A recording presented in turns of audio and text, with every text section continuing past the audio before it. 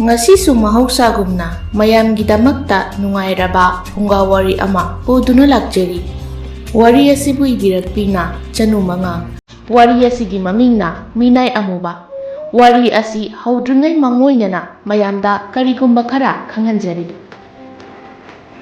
Lagliba July ki tang 10 dagi hauzagadoriba Nawa Sindamkon Pre-Primary Teachers Training Institute hairiba institute asida ozagi profession asibu pambiba training tawbinibasingna institute asida tambi anoba base kidama form thaba hauzani. Base amada suknatagi sit masing 10 khaktani hena laujaro. Course asi 6 months course ni. Delhi ki class tawzagani. Lam lakpa sathok chasin khudong sadabasingna hostel ki khudong chaba su pizari aduga relief camp ta leiba ichil inau singi su khudong chaba pizari ngasi mak contact toksin bi horo makhad pizari ba contact number asida training asibu yaubiragadi loibaga oza haibadumadi soitraban.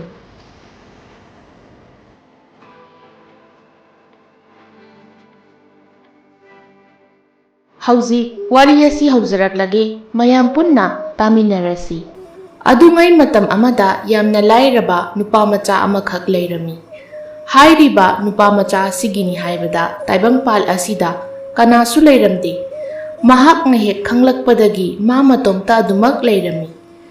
Mahak na lairabagi changsi setliba mapimarol adu phawa ani suna setnaba leiramdi. Aduna mahak se hek yengkhibada yamna chamot chanainarami. Aduna mahak na hingnabagidamak kanagumba misak amagi maphamda thabak suba yaujagi natraga minai oijage haiba matamda mahakpu kananasu harau thabak yauhallamdi. Thabak yauhanbagi mahutta mahakpu motli haiduna thina cheiraga thadokpirakhiba ngaktani. Matam aduda mahakna khali nongmadi masu sel yamna paiba misak ama oige haina adubu matau karamnadi oigani. Hairiba nupamacha asigi mamingsi miyamna amuba haina kaubirami masagi asingma mamingdi Saitaban haina kawi adubu mahaku kananasu Saitaban haina khangbiramde kuchumui haiduna Minai Amuba haina adumak kaunarami. Amuba se masana masagi haurakpham amadi mama mapa kanano khangdaba lamja saramacha haibado oihaure. Mahaki mi haibada imari ama phawba mahakna khanglamdi. Masidagi hena tolaba punsisi kadaidagi amuk laurugani. Hiram amatadasu chanapham leitraba minasu singthanabidaba aduga angau aphaigumnasu ubiba. Lambi sorokta taba ata atu khara khunduna charakpa amubani. Mahakna charibado ina khunba kanadadi phatta hauthini. Mahik mata yaurongani haiduna langthokpa apumba acha thak ngaktani. Adubu lairaba madi mahik paklamgani kide hingnabagidamak adumak chaba tarami.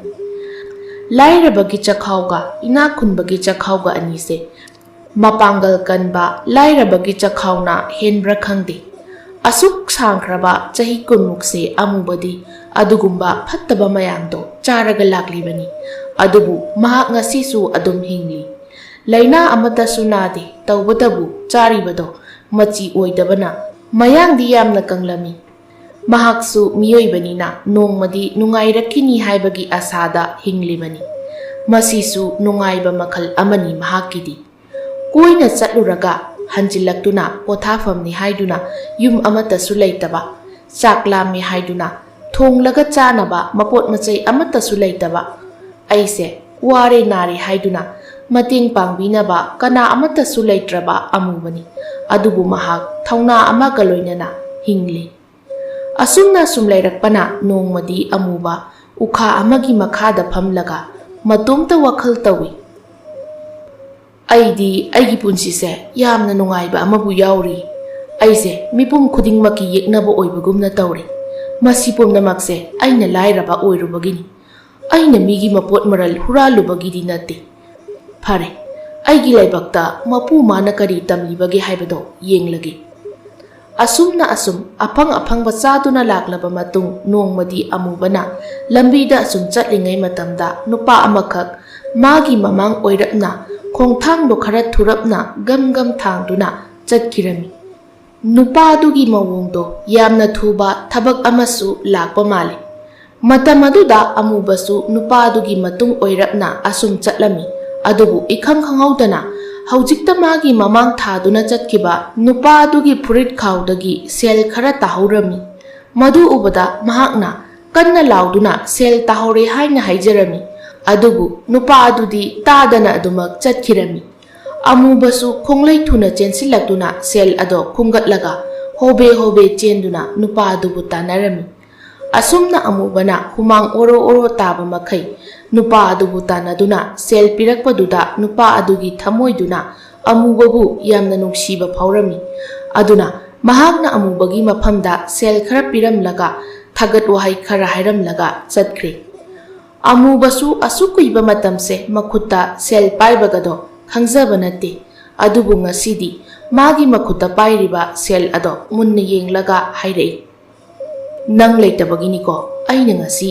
sakniबा ओइरिबा नंग लेतबगिनिको अइना ngauchatnariba ngasidagi nangse aigi inaktagi amu lapkiba yaroi wahaiduga loinana amuba makhongdo tapna tapna thangba haurakle aduga makhutna pairiba seldo amuk yenglaga mahak wakhal khalami madudagi mahakna pairiba paisa se haujik chaklami haiduna acha thak leiraga chathokrabadi hayengdi kadaidagi logani haina asumna wakhan khanba yaba khallaba matung amubado komla yonbi nupi amagi manakta changduna komla ahum khak leirami mahakna leiriba komla ado mana chanaba natte kaitheludagi khara chathoklaga mahakna komla ahum ado mamangda thamlaga yolami komla do mana lawrakliba mamaldudagi siki ama tonglaga yonkhirami asumna siki ana makhai lupa tawduna yamna wana makya chiktuna sel mayam tanaba hotnajaki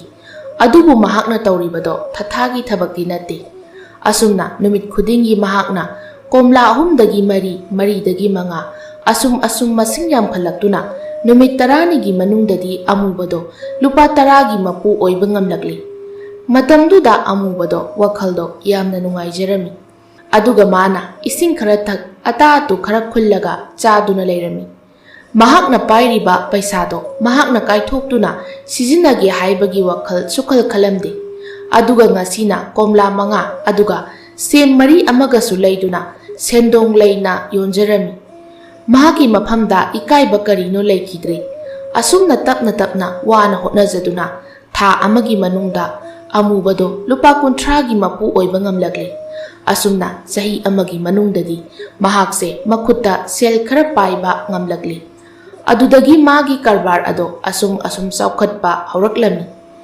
madugi matung chahi ani surakpada amubana lambigi matai amada potpham macha ama cherangna khallaga sajarami supnatagi komla ahumdagi haudorakiba amubado ngasidi komla chamarom lauduna yonba ngamlakhi asumna mahaki hingbagi mangal ama uba phanglaklaba matam aduda nongmagi numit amada mahakna lambigi mataida phaklang macha ama khandoklaga phamliba potpham ado khungi miyoi khara thoklaktuna potpham aduna maram oiraga lambi chathok chasinda akaiba oire haina amuk tanba hauраklami matamduda mahakna popham phamba yaba jaga ama amuk thiba hauраklami adubu khungi miyoi sing aduna haujik phawba phaklang si lokthokte haiduna thugaiba yankhaiba tawduna hairiba matamduda madi atopa mapham ama thiba chatkibana maram oiraga pakhanduda mahak leiramdi adubu numit tarum torokpa duda mahakna khulgi miyamda haijaduna numit nini danga mapham asida leijakhige haige khanna halakpa matamdadi magi pakhal ado sidoklaga leimaida sem komla singdo ichai chai duna leiramli madu ubada amubado tasengna thamoi kairami mapunsigi awat patana masaruk oiduna talaklaba mahakna hingbagi mayon chongba haurakpa matam asida amukshu pukchel piklaba mafamdugi miyoi sing aduna hingnabagi mayon ado amuk thudek biduna manghanbiri amubado upai leita magi pakhal atekpaduda munna yenglaga akaiba sem komla singdo khungatlaga mapi su taba haurakle adubu mikup kharagi matungdadi mahak mathanta momon noktuna tapna hai hera nupa machanabu karigi kapkani miyoibu oina poklabadi awaba haibase mayuknaba tabani ꯅꯨꯡꯉꯥꯏꯕ ꯐꯪꯒꯦ ꯍꯥꯏꯔꯕꯗꯤ ꯑꯋꯥꯕ ꯈꯔꯁꯤ ꯍꯥꯟꯅ ꯃꯥꯌꯣꯛꯅꯅꯕ ꯍꯣꯠꯅꯒꯗꯕꯅꯤ꯫ ꯃꯁꯤ ꯈꯔꯁꯤ ꯃꯥꯡꯂꯒ ꯑꯩꯁꯦ ꯃꯨꯠꯀꯗꯕ ꯅꯠꯇꯦ꯫ ꯑꯁꯨꯝꯅ ꯃꯍꯥꯛ ꯃꯐꯝ ꯑꯗꯨꯗꯒꯤ ꯑꯃꯨꯛ ꯂꯥꯛꯂꯤ꯫ ꯅꯨꯃꯤꯗꯥꯡꯒꯤ ꯃꯇꯝꯗ ꯃꯍꯥꯛ ꯑꯆꯧꯕ ꯎꯈꯥ ꯑꯃꯒꯤ ꯃꯈꯥꯗ ꯐꯝꯗꯨꯅ ꯑꯍꯤꯡ ꯌꯥꯔꯦꯛꯂꯝꯃꯤ꯫ ꯑꯗꯨꯒ ꯍꯧꯖꯤꯛ ꯃꯥꯒꯤ ꯃꯈꯨꯠꯇ ꯁꯦꯜ ꯑꯗꯣ ꯂꯨꯄꯥ ꯐꯥꯅ ꯂꯩꯇ꯭ꯔꯤ, ꯁꯨꯞꯅꯇꯒꯤ ꯃꯈꯥꯏ ꯑꯃꯈꯛꯇ ꯉꯥꯏꯔꯤ꯫ ꯃꯊꯪꯒꯤ ꯅꯨꯃꯤꯠꯅꯤ ꯑꯃꯨꯕ ꯃꯈꯥꯏ ꯆꯞꯄꯤ ꯑꯗꯨꯗ ꯌꯦꯡꯂꯒ ꯍꯥꯏ, "ꯍꯦ ꯄꯩꯁꯥ, ꯅꯪꯕꯨ ꯐꯪꯅꯕ ꯍꯣꯠꯅꯕꯗꯅꯤꯀꯣ ꯑꯩꯅ ꯉꯁꯤ ꯋꯥꯔꯤꯕꯁꯦ꯫ ꯑꯗꯨꯕꯨ ꯄꯩꯁꯥ, ꯅꯪꯅ ꯑꯩꯉꯣꯟꯗ ꯀꯔꯤ ꯅꯨꯡꯉꯥꯏꯇꯕ ꯂꯩꯕꯒꯤꯅꯣ ꯑꯩꯒꯤ ꯈꯨꯕꯥꯝꯅꯨꯡ ꯑꯁꯤꯗ ꯃꯤꯀꯨꯞ ꯐꯥꯅ ꯂꯩꯇ꯭ꯔꯤꯕ ꯑꯁꯤꯕꯣ?" ꯑꯁꯨꯝꯅ ꯃꯍꯥꯛꯅ ꯂꯝꯕꯤꯗ ꯑꯁꯨꯝ ꯆꯠꯂꯤꯉꯩ ꯃꯇꯝꯗꯨꯗ ꯌꯥꯝꯅ ꯊꯥꯖꯗꯅ ꯂꯝꯕꯤꯒꯤ ꯃꯇꯥꯏ ꯑꯣꯏꯔꯞꯅ ꯂꯨꯄꯥ 100 ꯇꯥꯗꯨꯅ ꯂꯩꯔꯤꯕꯗꯣ ꯎꯔꯛꯂꯝꯃꯤ꯫ ꯃꯍꯥꯛꯅ ꯄꯩꯁꯥ ꯑꯗꯨ ꯍꯦꯛ ꯎꯕꯒ ꯇꯥꯞ ꯈꯨꯡꯒꯠꯇꯨꯅ ꯃꯨꯟꯅ ꯌꯦꯡꯉꯤ꯫ ꯑꯗꯨꯒ ꯃꯍꯥꯛꯅ ꯄꯣꯂꯛꯇ ꯆꯪꯗꯨꯅ ꯌꯨꯕꯤ ꯈꯔ ꯂꯩꯔꯒ ꯃꯗꯣ ꯃꯀꯨ ꯈꯣꯛꯇꯨꯅ ꯌꯣꯜꯂꯝꯃꯤ꯫ ꯑꯁꯨꯝꯅ ꯅꯣꯡꯃ ꯅꯣꯡꯃꯒꯤ ꯌꯨꯕꯤ 2ꯗꯒꯤ 3, 3ꯗꯒꯤ 4 ꯑꯁꯨꯝ ꯌꯣꯟꯈꯠꯂꯛꯇꯨꯅ ꯆꯍꯤ ꯑꯃꯒꯤ ꯃꯅꯨꯡꯗꯗꯤ ꯑꯃꯨꯕꯗꯣ ꯁꯦꯜ ꯈꯔꯗꯤ ꯄꯥꯏꯕ ꯉꯝꯖꯔꯤ꯫ ꯑꯗꯨꯅ ꯃꯍꯥꯛ ꯉꯁꯤꯗꯤ ꯃꯐꯤ ꯃꯔꯣꯜꯒꯗꯣ 2 ꯁꯨꯅ ꯁꯦꯠꯄ ꯉꯝꯖꯔꯛꯂꯤ꯫ ꯑꯗꯨꯕꯨ ꯂꯥꯏꯔꯕ, ꯑꯇꯣꯟꯕ, ꯆꯥꯛꯊꯨꯡ ꯐꯤꯊꯨꯡꯗꯕ ꯃꯤꯒꯤ ꯃꯤꯆꯪ ꯂꯩꯇꯦ ꯍꯥꯏꯕꯗꯨꯅꯤ꯫ ꯑꯃꯨꯕꯅ ꯑꯗꯨꯛ ꯋꯥꯅ ꯑꯍꯤꯡ ꯇꯨꯝꯗꯅ ꯃꯤꯒꯤ ꯈꯣꯡꯕꯥꯜ ꯀꯣꯠꯇꯨꯅ ꯑꯌꯨꯛ ꯅꯨꯡꯊꯤꯜꯒꯤ ꯃꯇꯝꯗ ꯌꯨꯕꯤ ꯌꯣꯟꯗꯨꯅ ꯍꯣꯠꯅꯖꯔꯤꯕꯗꯣ ꯅꯣꯡꯃꯒꯤ ꯅꯨꯃꯤꯠ ꯑꯃꯗꯗꯤ ꯃꯤꯒꯤ ꯃꯔꯜ ꯃꯊꯨꯝ ꯃꯨꯜꯂꯒ ꯂꯥꯛꯂꯒ ꯐꯣꯏꯔꯒ ꯆꯥꯕ ꯀꯥꯡꯕꯨ ꯑꯃ ꯂꯥꯛꯇꯨꯅ ꯑꯃꯨꯕꯗꯒꯤ ꯁꯦꯜ ꯄꯨꯝꯕ ꯃꯨꯟꯕꯤꯈꯤ꯫ ꯃꯇꯝꯗꯨꯗ ꯃꯍꯥꯛꯅ ꯃꯥꯒꯤ ꯃꯇꯦꯡ ꯄꯥꯡꯕꯤꯅꯕꯅꯤ ꯍꯥꯏꯗꯨꯅ ꯃꯥꯒꯤ ꯄꯩꯁꯥ ꯃꯨꯟꯈ꯭ꯔꯦ ꯍꯥꯏꯅ ꯂꯥꯎꯖꯔꯝꯃꯤ꯫ ꯑꯗꯨꯕꯨ ꯀꯅꯥꯃꯠꯇꯅ ꯃꯥꯒꯤ ꯃꯇꯦꯡ ꯄꯥꯡꯕꯤꯔꯛꯈꯤꯗ꯭ꯔꯦ꯫ ꯑꯃꯨꯕ ꯃꯆꯤ ꯑꯃꯗ ꯇꯨꯃꯤꯟꯅ ꯐꯝꯗꯨꯅ ꯋꯥꯈꯜ ꯀꯌꯥ ꯑꯃ ꯈꯜꯂꯝꯃꯤ꯫ ꯑꯗꯨꯒꯤ ꯃꯇꯨꯡ ꯃꯍꯥꯛꯅ ꯂꯩꯔꯤꯕ ꯈꯨꯡꯒꯪ ꯑꯗꯨ ꯊꯥꯗꯣꯛꯂꯝꯂꯒ ꯑꯇꯣꯞꯄ ꯈꯨꯜ ꯑꯃꯗ ꯑꯃꯨꯛ ꯆꯠꯂꯝꯃꯤ꯫ ꯃꯍꯥꯛꯅ ꯈꯜꯂꯤ ꯃꯐꯝ ꯑꯗꯨꯗꯗꯤ ꯃꯤ ꯐꯠꯇꯕ ꯀꯌꯥ ꯂꯩꯔꯝꯒꯗꯕ ꯃꯥꯟꯗꯦ ꯍꯥꯏꯅ꯫ ꯑꯗꯨꯕꯨ ꯃꯍꯥꯛꯅ ꯈꯜꯂꯤꯕ ꯋꯥꯈꯜꯗꯨꯒꯤ ꯑꯣꯟꯅ ꯇꯩꯅꯕꯗ ꯃꯍꯥꯛꯅ ꯈꯨꯜ ꯑꯗꯣ ꯍꯦꯛ ꯌꯧꯕꯒ ꯃꯥꯕꯨ ꯍꯨꯔꯥꯟꯕꯅꯤ ꯍꯥꯏꯗꯨꯅ ꯈꯨꯜ ꯑꯗꯨꯒꯤ ꯃꯤꯌꯥꯝꯅ ꯑꯃꯨꯛ ꯐꯥꯖꯤꯟꯕꯤꯔꯝꯃꯤ꯫ ꯑꯃꯨꯕꯅꯁꯨ ꯃꯍꯥꯛ ꯍꯨꯔꯥꯟꯕ ꯅꯠꯇꯦ ꯍꯥꯏꯅ ꯀꯌꯥꯔꯛ ꯍꯥꯏꯖꯔꯝꯃꯤ꯫ ꯑꯗꯨꯕꯨ ꯈꯨꯜ ꯑꯗꯣ ꯑꯇꯣꯞꯄ ꯃꯤ ꯑꯅꯧꯕ ꯆꯪꯕ ꯌꯥꯗꯕ ꯈꯨꯜ ꯑꯃ ꯑꯣꯏꯔꯝꯃꯤ꯫ ꯑꯃꯨꯕ ꯈꯨꯜ ꯑꯗꯨ ꯊꯥꯗꯣꯛꯂꯝꯂꯒ ꯈꯨꯜ ꯑꯃꯗ ꯑꯃꯨꯛ ꯂꯥꯛꯂꯝꯃꯤ꯫ ꯃꯍꯥꯛꯅ ꯅꯍꯥꯟ ꯃꯈꯩ ꯈꯨꯜ ꯍꯣꯡꯗꯨꯅ ꯂꯥꯛꯄ ꯃꯇꯝꯗꯗꯤ ꯃꯤꯅꯨꯡꯁꯤ ꯂꯩꯕ ꯃꯤꯁꯦ ꯑꯃꯠꯇ ꯂꯩꯇ꯭ꯔꯕꯒꯨꯝ ꯈꯟꯖꯈꯤ꯫ ꯑꯗꯨꯕꯨ ꯉꯁꯤꯗꯤ ꯃꯍꯥꯛꯅ ꯂꯥꯛꯂꯤꯕ ꯈꯨꯜ ꯑꯗꯨꯒꯤ ꯃꯅꯨꯡ ꯆꯟꯅ ꯂꯩꯕ ꯎꯃꯪ ꯑꯃꯗ ꯂꯩꯁꯥꯕꯤ ꯃꯆꯥ ꯑꯃꯈꯛ ꯁꯤꯡ ꯆꯟꯗꯨꯅ ꯂꯩꯔꯝꯃꯤ꯫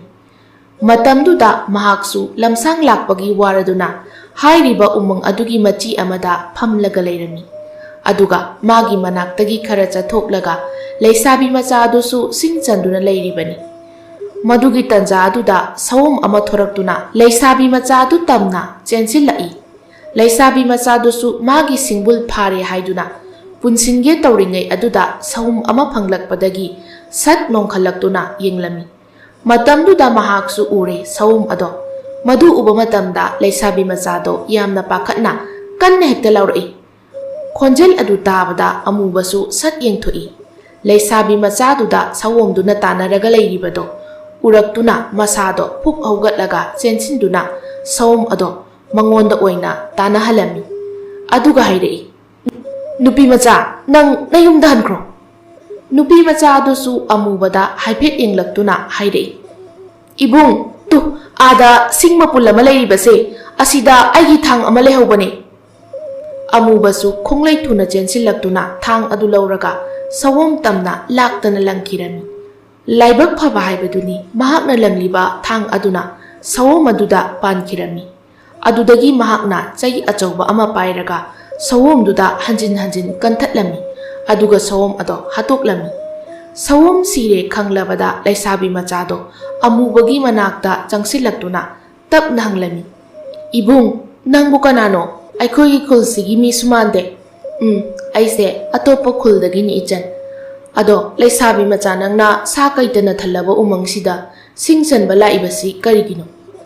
ꯂꯩꯁꯥꯕꯤ ꯑꯗꯨꯅ ꯈꯨꯝꯂꯛꯏ, "ꯏꯕꯨꯡ, ꯅꯆꯟꯗꯤ ꯌꯥꯝꯅ ꯂꯥꯏꯔꯕꯤ ꯃꯤꯁꯛ ꯑꯃꯅꯤ, ꯑꯗꯨꯅ ꯁꯤꯡ ꯆꯟꯗꯨꯅ ꯌꯣꯜꯂꯒ ꯏꯃꯨꯡ ꯄꯨꯔꯤꯕꯅꯤ."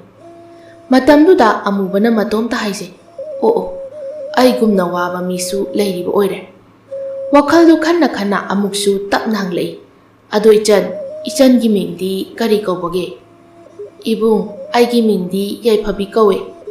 ꯑꯁꯨꯝꯅ ꯑꯅꯤꯗꯣ ꯁꯛꯈꯪꯅꯔꯕ ꯃꯇꯨꯡ ꯁꯑꯣꯝ ꯑꯗꯣ ꯑꯃꯨꯕꯅ ꯊꯥꯡꯗꯨꯅ ꯌꯥꯏꯐꯕꯤꯒ ꯄꯨꯟꯅ ꯂꯥꯛꯃꯤꯟꯅꯔꯝꯃꯤ꯫ ꯉꯥꯏꯍꯥꯛꯀꯤ ꯃꯇꯨꯡ ꯌꯥꯏꯐꯕꯤꯒꯤ ꯂꯥꯏꯔꯕ ꯈꯥꯡꯄꯣꯛ ꯑꯗꯨ ꯌꯧꯔꯛꯂꯦ꯫ ꯃꯇꯝ ꯑꯗꯨꯗ ꯌꯥꯏꯐꯕꯤꯅ ꯑꯃꯨꯕꯕꯨ ꯐꯝꯃꯨ ꯍꯥꯏꯅ ꯐꯤꯗꯥ ꯊꯥꯕꯤꯔꯝꯃꯤ꯫ ꯑꯁꯨꯝꯅ ꯌꯥꯏꯐꯕꯤꯒꯤ ꯃꯃꯥꯁꯨ ꯊꯣꯛꯂꯛꯇꯨꯅ ꯑꯃꯨꯕꯒ ꯋꯥꯔꯤ ꯈꯔꯁꯨ ꯁꯥꯟꯅꯔꯝꯃꯤ꯫ ꯑꯗꯨꯒꯤ ꯃꯇꯨꯡ ꯑꯃꯨꯕꯅ ꯁꯑꯣꯝ ꯑꯗꯨ ꯁꯦꯝꯗꯣꯛꯂꯕ ꯃꯇꯨꯡ ꯈꯔ ꯌꯣꯟꯊꯣꯛꯈꯤꯔꯝꯃꯤ, ꯑꯗꯨꯒ ꯈꯔ ꯑꯃꯅ ꯌꯥꯏꯐꯕꯤꯅ ꯊꯣꯡꯗꯨꯅ ꯃꯈꯣꯏ ꯆꯥꯃꯤꯟꯅꯔꯝꯃꯤ꯫ ꯅꯨꯃꯤꯠ ꯑꯁꯤꯃꯗꯤ ꯃꯍꯥꯛ ꯌꯥꯏꯐꯕꯤ ꯍꯣꯏꯗ ꯂꯩꯔꯝꯃꯤ꯫ ꯃꯊꯪꯒꯤ ꯅꯣꯡ ꯉꯥꯜꯂꯛꯄꯗꯗꯤ ꯑꯃꯨꯕꯗꯣ ꯑꯃꯨꯛ ꯆꯠꯈꯤꯒꯗꯧꯔꯦ꯫ ꯃꯇꯝ ꯑꯗꯨꯗ ꯌꯥꯏꯐꯕꯤꯒꯤ ꯃꯃꯥꯅ ꯑꯃꯨꯕꯒꯤ ꯋꯥꯔꯤ ꯄꯨꯝꯕ ꯈꯪꯂꯗꯨꯅ ꯃꯇꯝ ꯈꯔ ꯃꯐꯝ ꯑꯁꯤꯗ ꯂꯩꯔꯣ ꯍꯥꯏꯅ ꯍꯥꯏꯔꯝꯃꯤ꯫ ꯌꯥꯏꯐꯕꯤꯅꯁꯨ ꯈꯝꯂꯝꯃꯤ꯫ ꯑꯁꯨꯝꯅ ꯑꯃꯨꯕ ꯏꯃꯨꯡꯗꯨꯗ ꯂꯩꯔꯝꯃꯤ꯫ ꯍꯥꯟꯅꯗꯤ ꯑꯃꯨꯕ ꯇꯨꯝꯐꯝ ꯆꯥꯐꯝ ꯂꯩꯇꯕꯒꯤ ꯑꯋꯥꯕ ꯀꯌꯥ ꯃꯥꯌꯣꯛꯅꯔꯝꯕꯅꯤ꯫ ꯑꯗꯨꯕꯨ ꯉꯁꯤꯗꯤ ꯑꯗꯨ ꯂꯩꯇ꯭ꯔꯕꯅꯤꯅ ꯃꯍꯥꯛꯅ ꯌꯥꯏꯐꯕꯤꯒꯤ ꯃꯃꯥꯗ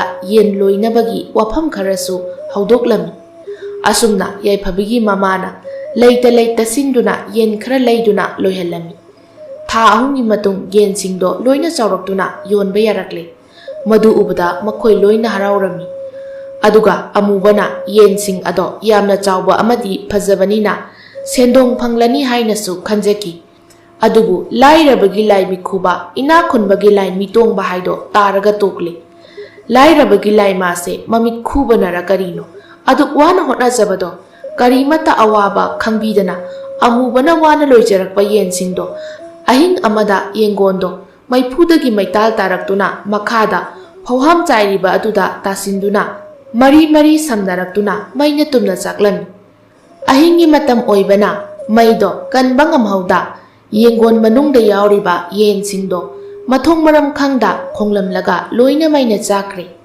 ꯇꯧꯔꯤꯕ ꯃꯇꯧ ꯑꯁꯤꯗ ꯑꯃꯨꯕꯗꯤ ꯇꯁꯦꯡꯅ ꯅꯨꯡꯉꯥꯏꯖꯗ꯭ꯔꯦ꯫ ꯑꯃꯨꯕꯒꯤ ꯅꯨꯡꯉꯥꯏꯇꯕ ꯃꯇꯧ ꯑꯗꯨ ꯎꯔꯒ ꯌꯥꯏꯐꯕꯤꯒꯤ ꯃꯃꯥꯅ ꯊꯧꯅꯥ ꯍꯥꯞꯄ ꯋꯥꯍꯩꯅ ꯍꯥꯏꯔꯛꯏ꯫ "ꯏꯕꯨꯡꯉꯣ, ꯀꯔꯤꯒꯤ ꯋꯥꯈꯜ ꯅꯨꯡꯉꯥꯏꯇ꯭ꯔꯤꯕꯅꯣ? ꯍꯌꯦꯡ ꯅꯣꯡ ꯍꯦꯛ ꯉꯥꯟꯕꯒ ꯌꯦꯡꯒꯣꯜ ꯑꯃꯃꯨꯛ ꯁꯥꯔꯒ ꯌꯦꯟ ꯑꯃꯨꯛ ꯂꯣꯏꯔꯒ ꯂꯣꯏꯔꯦ꯫ ꯀꯔꯤꯃꯠꯇ ꯈꯟꯒꯅꯨꯀꯣ." ꯌꯥꯏꯐꯕꯤꯅ ꯇꯞꯅ, "ꯏꯃꯥ, ꯏꯅꯥꯛ ꯈꯨꯟꯕꯅ ꯇꯧꯕ ꯊꯕꯛ ꯑꯣꯏꯔꯝꯂꯕꯗꯤ ꯑꯁꯨꯝꯅ ꯀꯩꯁꯨ ꯇꯧꯔꯝꯂꯣꯏꯀꯣ? ꯏꯅꯥꯛ ꯈꯨꯟꯕꯒꯤ ꯂꯥꯏꯗꯤ ꯃꯃꯤꯠ ꯂꯥꯎꯕꯅꯤꯅ ꯂꯣꯏꯅ ꯎꯕ ꯐꯪꯕꯅꯤꯅ ꯃꯄꯨꯗ ꯀꯩꯁꯨ ꯑꯋꯥꯕ ꯄꯤꯗꯦꯀꯣ?" ꯃꯆꯥꯅꯨꯄꯤꯅ ꯏꯄꯪ ꯄꯪꯅ ꯍꯥꯏꯔꯛꯂꯤꯕ ꯋꯥꯐꯝ ꯑꯁꯤꯗ ꯌꯥꯏꯐꯕꯤꯒꯤ ꯃꯃꯥꯗꯣ ꯅꯣꯛꯂꯛꯏ꯫ ꯑꯗꯨꯒ ꯍꯥꯏꯔꯛꯏ, "ꯊꯤꯗ, ꯑꯉꯥꯎꯕꯤꯁꯤꯗꯤ! ꯑꯁꯨꯝꯅ ꯉꯁꯤ ꯐꯥꯎꯕ ꯑꯃꯨꯕꯅ ꯍꯦꯛ ꯈꯪꯂꯛꯄꯗꯒꯤ ꯇꯧꯔꯨꯕ ꯊꯕꯛ ꯑꯃꯠꯇ ꯃꯥꯏ ꯄꯥꯛꯂꯛꯇ꯭ꯔꯤ꯫ ꯑꯗꯨꯕꯨ ꯃꯍꯥꯛ ꯅꯨꯄꯥꯅꯤ, ꯄꯨꯝꯅꯃꯛ ꯃꯥꯌꯣꯛꯅꯔꯒꯦ ꯂꯦꯞꯈꯤꯔꯝꯃꯤ." ꯑꯁꯨꯝꯅ ꯑꯃꯨꯕꯗꯣ ꯌꯥꯏꯐꯕꯤꯒꯤ ꯏꯃꯨꯡꯗ ꯂꯩꯗꯨꯅ ꯃꯤꯒꯤ ꯊꯕꯛ ꯁꯨꯕ ꯌꯥꯎꯖꯒꯦ ꯍꯥꯏꯔꯨꯕꯗ ꯇꯊꯤ ꯇꯊꯤ ꯆꯩꯔꯒ ꯊꯥꯗꯣꯛꯄꯤꯔꯛꯈꯤ꯫ ꯑꯗꯨꯗꯒꯤ ꯃꯍꯥꯛ ꯇꯧꯐꯝ ꯈꯪꯗ ꯑꯃꯨꯛ ꯍꯜꯂꯛꯇꯨꯅ ꯌꯥꯏꯐꯕꯤꯒꯤ ꯃꯃꯥꯗ ꯍꯥꯏꯔꯝꯃꯤ, "ꯏꯃꯥ, ꯃꯃꯥꯡ ꯑꯃꯗꯤ ꯃꯅꯤꯡꯗ ꯂꯩꯔꯤꯕ ꯍꯤꯡꯒꯣꯜꯁꯦ ꯌꯥꯝꯅ ꯆꯥꯎꯏ꯫ ꯃꯇꯝ ꯃꯇꯝꯒꯤ ꯑꯣꯏꯕ ꯄꯣꯠ ꯆꯩ ꯈꯔ ꯊꯥꯁꯤꯔ ꯏꯃꯥ?"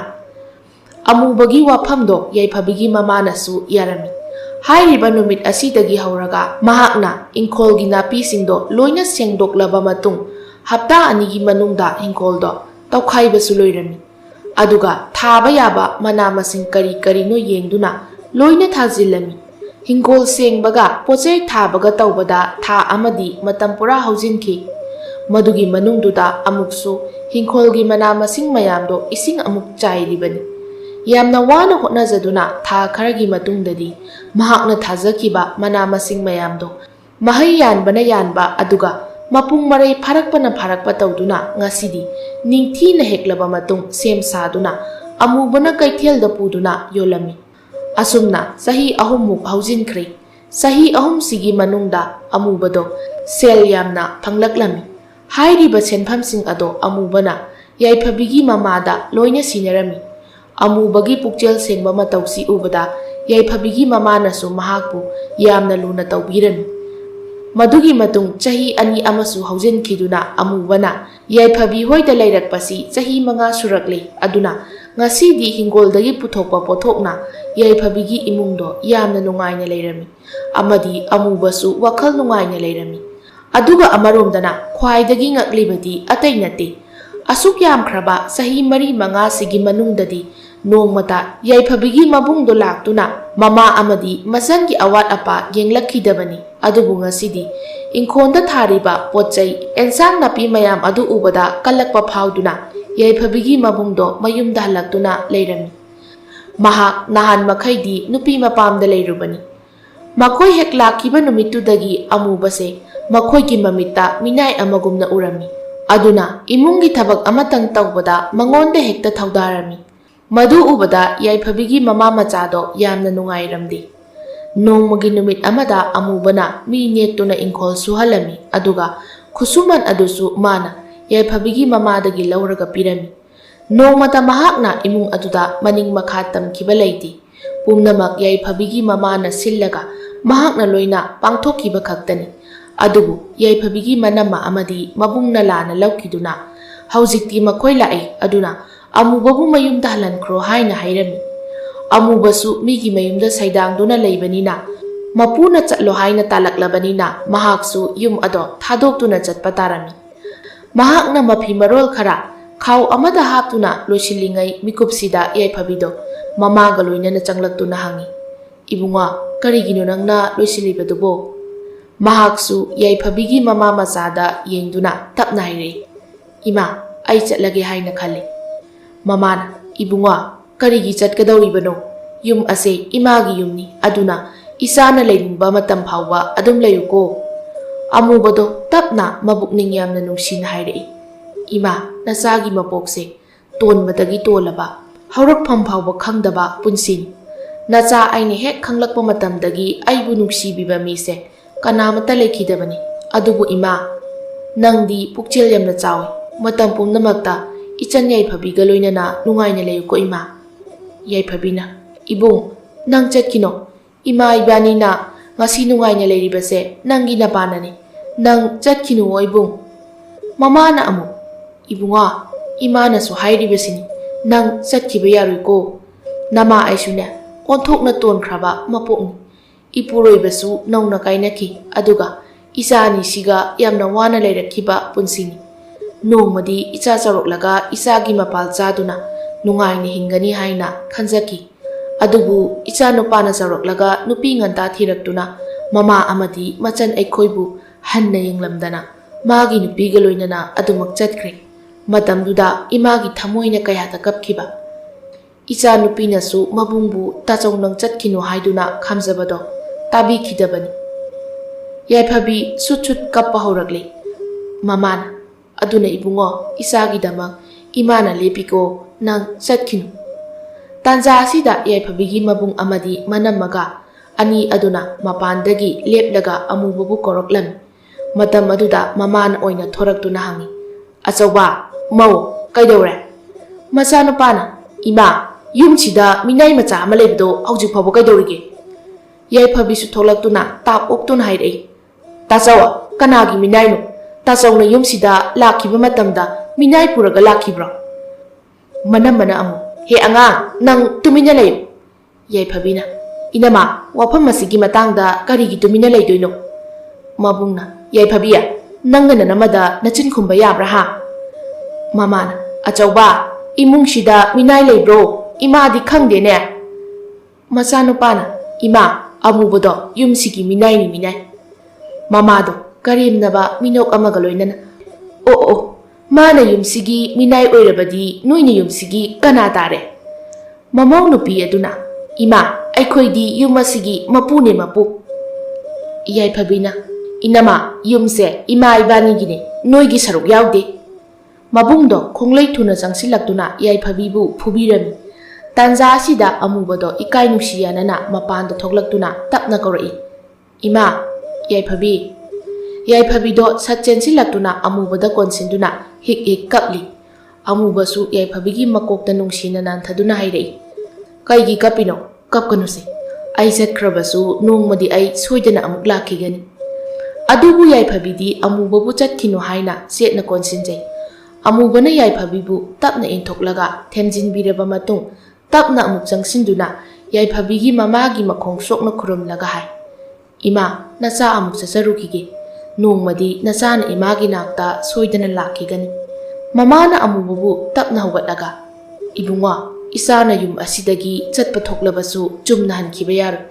Wado hairamlaga mamado imungda changkhiduna imungduda leiba paisado lupa amata khakhauda puthokduna pirami. Adubu amubana siki ama phawba lau haiba yadre.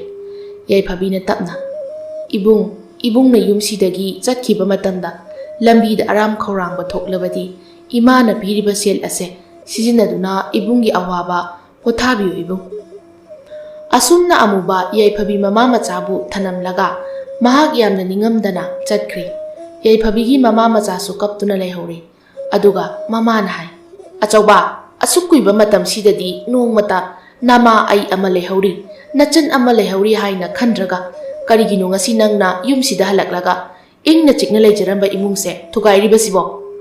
ꯏꯆꯥ ꯑꯃꯨꯕꯁꯦ ꯃꯕꯨꯛ ꯌꯥꯝꯅ ꯐꯕꯅꯤ꯫ ꯃꯃꯥ ꯑꯩ ꯑꯃꯗꯤ ꯏꯆꯥ ꯌꯥꯏꯐꯕꯤꯕꯨꯁꯨ ꯌꯥꯝꯅ ꯂꯨꯅ ꯇꯧꯖꯕꯅꯤ." ꯃꯆꯥꯅꯨꯄꯥꯅ, "ꯏꯃꯥ, ꯑꯄꯣꯛꯄ ꯅꯆꯥ ꯑꯩꯒ ꯂꯝꯖꯥ ꯁꯔꯥ ꯃꯆꯥꯗꯨꯅ ꯍꯦꯟꯅ ꯅꯨꯡꯁꯤꯔꯤꯁꯦ ꯀꯩꯒꯤꯅꯣ? ꯍꯦ ꯃꯍꯥꯄꯥꯄꯤꯒꯤ ꯃꯆꯥ, ꯅꯕꯨꯛꯆꯦꯜꯗꯨ ꯈꯔ ꯆꯥꯎꯊꯣꯛꯄ ꯇꯝꯃꯨ꯫ ꯅꯪꯅ ꯑꯩꯕꯨ ꯅꯤꯡꯕꯒ ꯏꯆꯥ ꯑꯃꯨꯕꯅ ꯃꯃꯥ ꯑꯩꯕꯨ ꯅꯤꯡꯖꯕꯒ ꯏꯆꯥ ꯑꯃꯨꯕꯅ ꯃꯃꯥ ꯑꯩ ꯅꯤꯡꯖꯕꯅ ꯁꯔꯨꯛ ꯆꯥꯝꯃ ꯍꯦꯜꯂꯤꯅꯦ."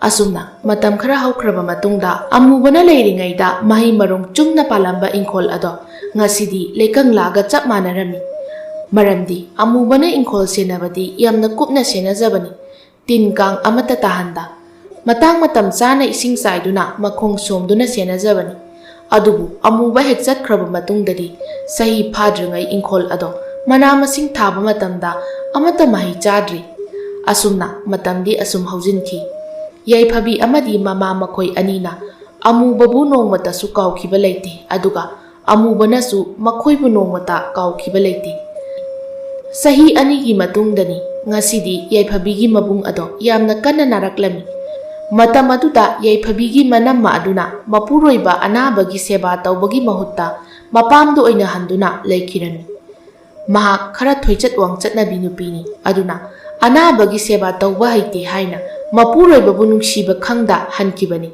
ꯑꯗꯨꯒ ꯁꯣꯝꯗꯅ ꯑꯃꯨꯕꯁꯨ ꯈꯨꯜ ꯑꯃꯗ ꯑꯃꯨꯛ ꯆꯠꯇꯨꯅ ꯃꯤꯒꯤ ꯄꯣꯠꯆꯩ ꯊꯥꯡꯗꯣꯛ ꯊꯥꯡꯖꯤꯟ ꯇꯧꯕ ꯌꯥꯎꯔꯝꯃꯤ꯫ ꯃꯇꯝ ꯑꯗꯨꯗ ꯀꯩꯊꯦꯜꯒꯤ ꯃꯇꯥꯏ ꯑꯣꯏꯔꯞꯅ ꯑꯍꯜ ꯑꯣꯏꯔꯕ ꯅꯨꯄꯥ ꯑꯃꯈꯛꯅ ꯃꯗꯣꯝ ꯆꯩꯁꯨ ꯁꯨꯗꯨꯅ ꯆꯠꯂꯝꯕꯗꯒꯤ ꯈꯪꯍꯧꯗꯅ ꯇꯨꯁꯤꯟꯈꯤꯔꯝꯃꯤ꯫ ꯃꯗꯨ ꯑꯃꯨꯕꯅꯁꯨ ꯎꯔꯗꯨꯅ ꯑꯍꯜ ꯑꯗꯣ ꯆꯦꯟꯁꯤꯟꯗꯨꯅ ꯍꯧꯒꯠꯄꯤꯔꯝꯃꯤ꯫ ꯑꯃꯨꯕꯅ ꯑꯍꯜ ꯑꯗꯣ ꯉꯥꯛꯄꯤꯗꯨꯅ ꯇꯞꯅ ꯍꯥꯏꯔꯛꯏ, "ꯄꯥꯕꯥ, ꯀꯔꯤꯒꯤ ꯑꯁꯨꯛ ꯆꯤꯟꯈ꯭ꯔꯕ ꯃꯤꯌꯥꯝ ꯃꯔꯛꯁꯤꯗ ꯂꯥꯛꯏꯕꯅꯣ?" ꯑꯍꯜ ꯅꯨꯄꯥ ꯑꯗꯨꯅ ꯃꯔꯤ ꯃꯈꯣꯡ ꯏꯁꯝ ꯁꯝꯅꯗꯅ ꯍꯥꯏꯔꯛꯏ, "ꯏꯕꯨꯡꯉꯣ, ꯑꯇꯣꯟꯕꯒꯤ ꯃꯔꯨꯞꯇꯤ ꯂꯩꯇꯕꯅꯤ, ꯑꯗꯨꯒ ꯌꯥꯏꯇꯣꯡ ꯐꯝꯗꯣꯡꯕ ꯀꯅꯥꯒꯤꯗꯤ ꯃꯔꯨꯞ ꯋꯥꯠꯇꯦ, ꯃꯤꯆꯪ ꯋꯥꯠꯇꯦꯀꯣ." "ꯄꯥꯕꯥ, ꯀꯔꯤꯅꯣ ꯍꯥꯏꯔꯤꯕꯗꯨꯕꯣ? ꯁꯦ, ꯅꯆꯥꯅ ꯈꯨꯠ ꯁꯝꯖꯒꯦ." ꯑꯁꯨꯝꯅ ꯑꯍꯜ ꯑꯗꯨꯅ ꯃꯥꯒꯤ ꯃꯌꯨꯝꯂꯣꯝꯗ ꯑꯃꯨꯕꯕꯨ ꯄꯨꯗꯨꯅ ꯂꯥꯛꯂꯝꯃꯤ꯫ ꯃꯌꯨꯝ ꯌꯧꯔꯛꯂꯕꯗ ꯑꯃꯨꯕꯅ ꯍꯥꯏ, "ꯑꯗꯣ ꯄꯥꯕꯥ, ꯍꯧꯖꯤꯛ ꯌꯨꯝ ꯌꯧꯔꯕꯅꯤꯅ ꯄꯣꯊꯥꯕꯤꯍꯧꯔꯣ, ꯅꯆꯥ ꯑꯃꯨꯛ ꯆꯠꯆꯈ꯭ꯔꯒꯦ."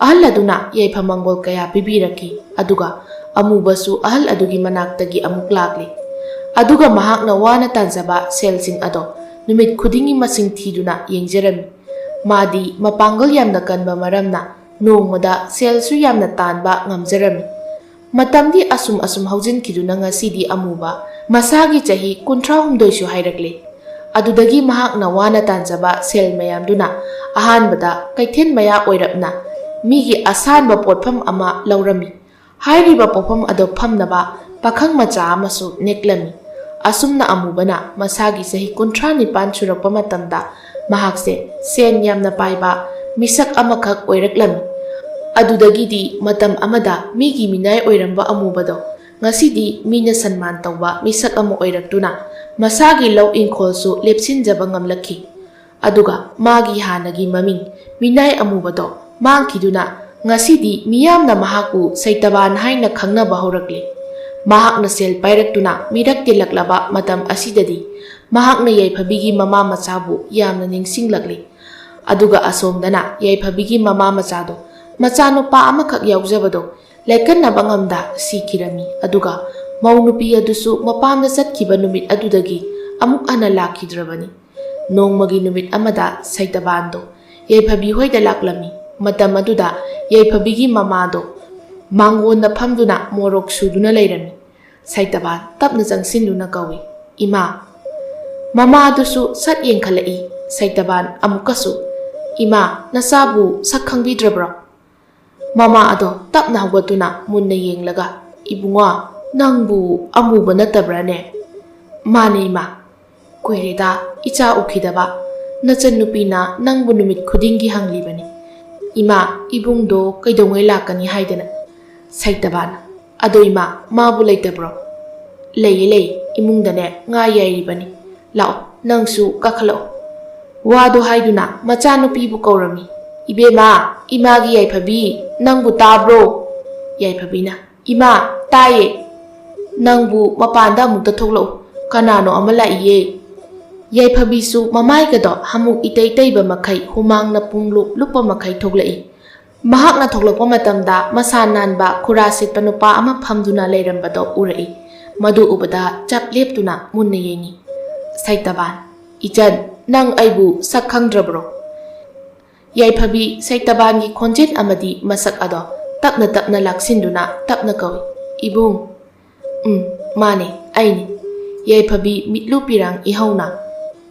इबुंग नहान मखै कदाइदे लेरुबगे आई इबुंग लाकपा ngaibada यामना वाई सैतबान हौगलक्तुना याइफबीबु थेमजिन बिरमी मधुगी मतुंग मखोई वारी खरा सानरबा मतुंग हौजिकति खंगले याइफबीगी मबुंग अदो लैखिद्रे हाइबा अदुदगी सैतबानसु मागी वारी पुंबा तमजरमी याइफबीना हाय अदो इबुंग सिदगिदी नुंगाइना लेबे यारेको सिदगिदी इमागा नंगा एखोइगै नुंगाइना लेरदबनी सानरीबा वारीदुगी मरक थटलगा ममाना हाइरे इबुंगा ngasidi ima nangonda wa ama haige isana yaningrabasु yaningde haina adumak hayuko ima kari wano hekta haibi ima haige ima na haige khalibase atainate aigi ichanupi se mayum makai panba matam chap chari do aduna nangi na phamda ichanupi se sinaram lage haina khali yaiphabi du ikaina as ima saitaban tapna